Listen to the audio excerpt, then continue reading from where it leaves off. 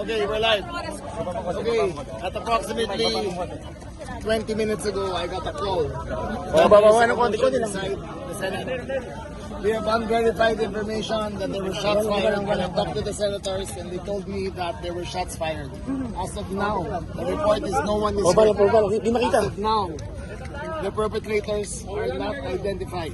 I have given the following instructions. Number 1, secure the CCTV room.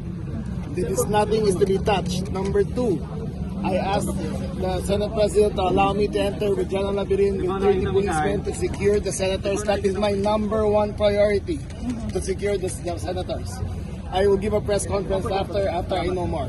Okay? Secretary, nasa loob po ba si Senator Bato? Everyone inside, and I will not arrest Senator Bato. Just to be clear, I will not arrest him. I am not here to arrest him.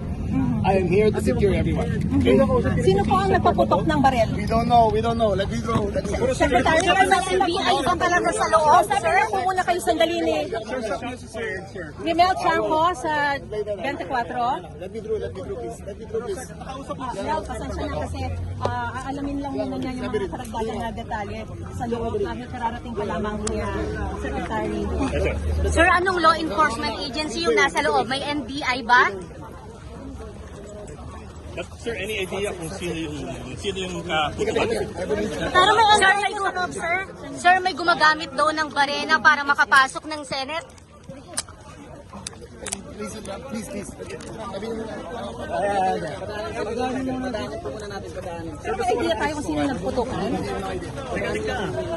Pero nakausap kayo ni Senator Bato, Sec?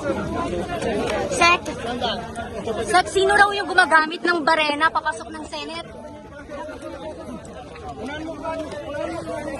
Unahan mo na ito.